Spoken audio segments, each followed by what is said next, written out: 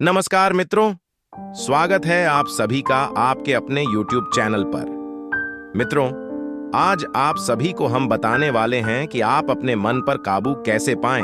अगर आपका अपने मन पर काबू हो जाता है तो आप जो चाहेंगे वह होगा, क्योंकि बिना सोचे आप कुछ नहीं करते हैं। जैसे अगर आप कहीं जाते हैं तो उससे पहले आपको सोचना पड़ता है दिमाग में।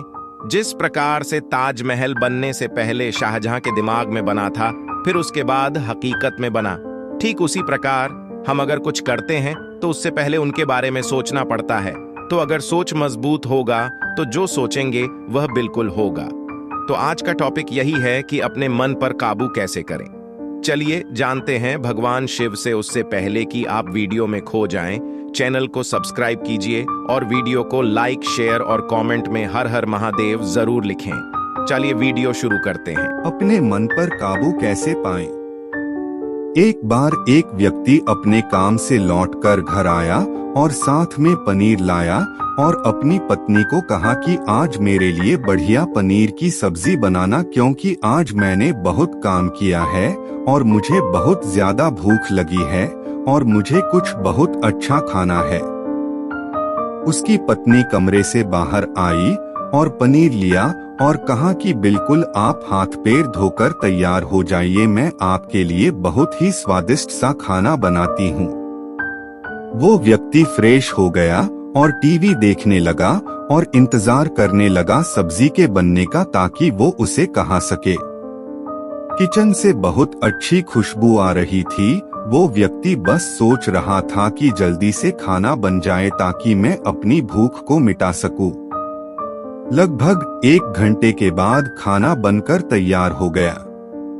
स्वादिष्ट सा भोजन अब खाना लगने ही वाला था कि उस व्यक्ति ने अपनी पत्नी से पूछा कि खाने में नींबू है कि नहीं, क्योंकि मुझे पनीर की सब्जी में नींबू डालकर खाना है। लेकिन पत्नी ने कहा कि नींबू तो खत्म हो गए, आपसे कहा था लेकिन आप भूल गए। व्यक्ति ने अपनी पत्नी से कहा कि रुको रुको, अभी खाना मत लगाओ, क्योंकि नींबू के बिना खाने में बिल्कुल मजा नहीं आएगा। तो मैं अभी गया और अभी नींबू लेकर आया। वो व्यक्ति वापस से कपड़े पहनकर तैयार हुआ और नींबू की पास वाली दुकान पर गया। जब वहां पर देखा तो नींबू नहीं थे। उसका दिमाग क्रोध से भर गया। उसने सोचा कि यार, उसके पास नींबू नहीं है, चलो थोड़ी आगे वाली दुकान पर जाता हूँ, शायद वहाँ नींबू मिल जाएगा। वो थोड़ा और आगे गया, लेकिन वहाँ पर भी नींबू नहीं मिले। अब उसने सोचा दूर की सब्जी मंडी चला जाता हूँ, वहाँ से नींबू लेकर आऊंगा, क्योंकि नींबू के बिना सब्जी में मजा नहीं आएगा। करीबन आधे घंटे के बाद वो करीब के सब्जी मंडी में पहुंचा। वहां पर उसे नींबू मिल गया और वो बहुत खुश हुआ कि चलो नींबू मिल गया और अब मैं घर में जाऊंगा और सब्जी में नींबू डालकर अच्छे से सब्जी खाऊंगा। अब वह खुशी खुशी नींबू लेकर घर आया और अपनी पत्नी से कहा कि जल्दी से सब्जी गरम कर दो, रोटी गरम कर दो और नींबू काट, ताकि मैं अच्छे से खाना खा सकूं।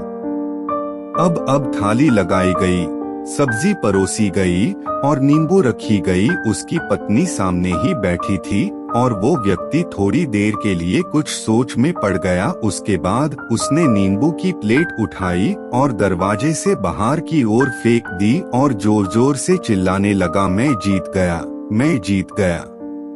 पत्नी ये देखकर घबरा गई कि कहीं ये पागल तो नहीं हो गए, इन्होंने सारे के सारे नींबू दरवाजे से बाहर की ओर क्यों फेंक दिया।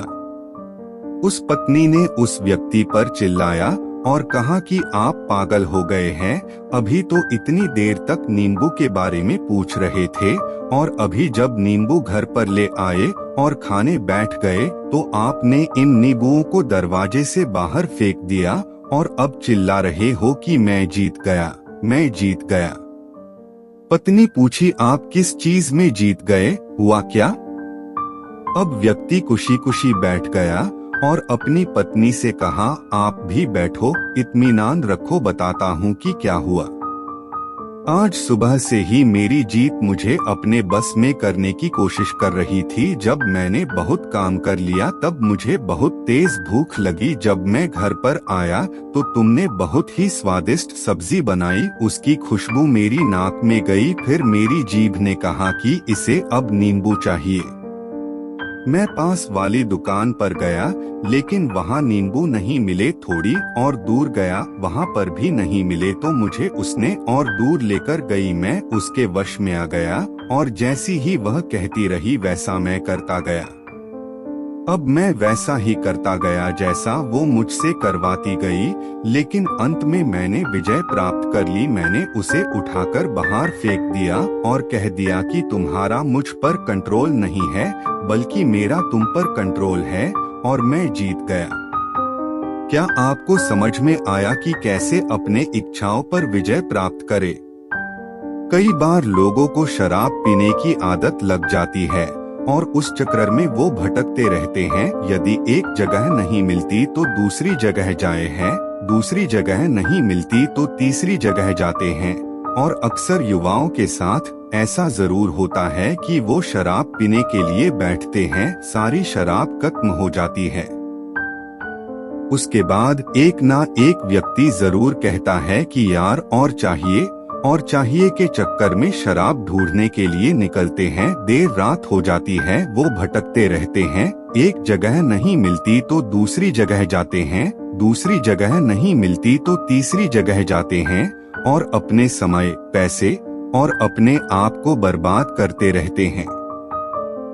यदि आपने अपनी इंद्रियों पर विजय प्राप्त नहीं किया तो आप भी नींबू की खोज में सिर्फ भटकते ही रहेंगे और हमेशा परेशान रहेंगे। इसीलिए अपनी इंद्रियों पर काबू पाइए और अपनी जीवन को खुशी खुशी बिताइए।